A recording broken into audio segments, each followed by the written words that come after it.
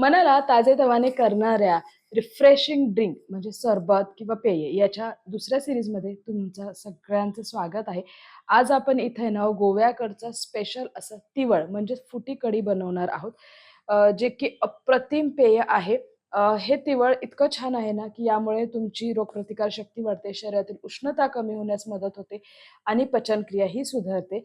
त्याचबरोबर पित्तशामक असं हे तिवळ आहे. त्यामुळे आपली जी सरबताची सीरीज चालू आहे त्यामध्ये दुसऱ्या भागात मी हे गोव्याचं स्पेशल तिवळ कसं बनवायचं ते दाखवणार आहे.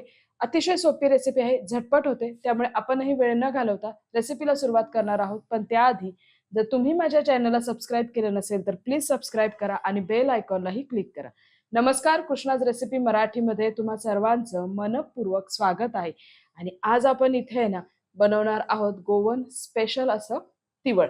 तर तिवळ बनवण्यासाठी इथं साहित्य काय घेतलेलं आहे ते पाहूया. साहित्यामध्ये मी इथं 2 ते 3 चमचे आगळ घेतलेला आहे, कोकम आगळ.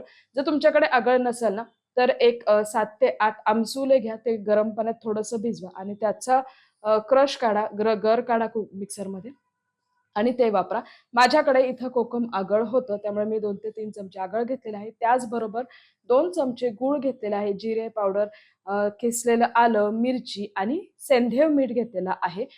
इथे सेंधव मिठाऐवजी तुम्ही आपलं नॉर्मल मीठ वापरलं तरीही चालतं. त्याचबरोबर कोथिंबीर घेतलेली आहे थोडीशी. साहित्याचे प्रमाण खाली डिस्क्रिप्शन बॉक्समध्ये दिलेले आहे. आता हे तिवळ बनवण्यासाठी ना, मी इथे सुरुवातीला 2 ते 2.5 ग्लास आहे ना, थंड पाणी घेणार आहे. खूप पटकन बनतं हे आणि जेवढ्या पटकन बनतं ना, तेवढंच ते अत्यंत चविष्ट आहे. त्यामुळे तुम्ही या उन्हाळ्यात नक्की ट्राय करा. कारण आपल्या शरीराची उष्णता कमी करण्यास आहे ना, हे तिवळ खूप फायदेशीर आहे. तर इथे ना मी 2.5 ग्लास पाणी घेतलेलं आहे. आता यामध्ये मी हे कोकम आगळ ॲड करणार आहे. हे आगळ इझिली तुम्हाला कुठेही अवेलेबल होईल. त्याचबरोबर इथं मी ॲड केलेला आहे हा 2 चमचे गूळ. आता गूळ आहे ना आपल्याला संपूर्णपणे यामध्ये विरघळून घ्यायचा आहे. बरं. गुळाऐवजी साखर वापरली तरीही चालते, पण गुळाने याला छान चव येते आणि जर तुम्ही गोव्याकडे जर पाहिलात तर इथे गुळाचाच वापर केला जातो. आणि हे बघा इथे मस्तपैकी आहे ना छान गूळ विरघळलेला आहे. आता यानंतर आहे ना मी यामध्ये ॲड करणार आहे 1 टीस्पून जिरे पावडर. त्याचबरोबर किसलेलं आलं मी यात ॲड केलेलं आहे. इथे ना तुम्ही लसूणही ठेचून घालू शकता, त्यानेही चव खूप छान येते. मला लसणाची कच्ची चव आवडत नाही म्हणून मी इथे लसूण घातलेला नाही. त्याचबरोबर हिरव्या मिरची बारीक कट करून मी घातलेल्या आहेत आणि सेंधव मीठ आणि त्याचबरोबर थोडीशी कोथिंबीर घातलेली आहे आणि हे सगळं छान असं आपल्याला मिक्स करून घ्यायचं आहे आणि मस्त असं आपलं हे तिवळ रेडी आहे.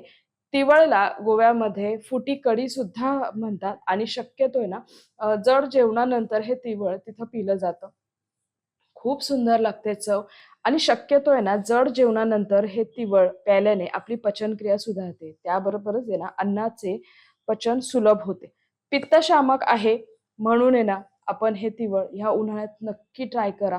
कारण खूप चवीला हे सुंदर आहे आणि छान थंडगार आहे, पित्तशामक आहे.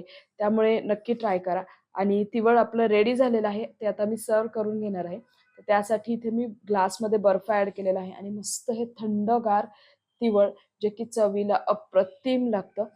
तुम्ही एकदा तरी या उन्हाळ्यामध्ये हे तिवळ ट्राय करून बघा.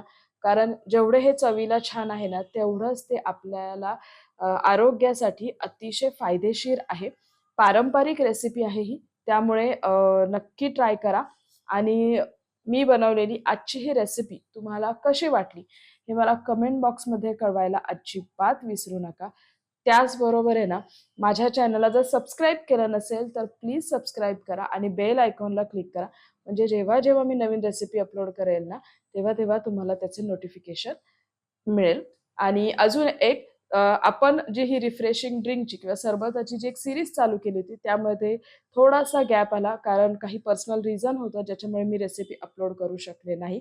त्यासाठी मी सगळ्यांची माफी मागत आहे आणि आता आपण पुन्हा एकदा सीरीज चालू करूया. त्यामुळे ना, अशाच वेगवेगळ्या रेसिपीसाठी आपण परत भेटूया. तोपर्यंत खात राहा, आनंदी राहा आणि सेफ राहा. धन्यवाद.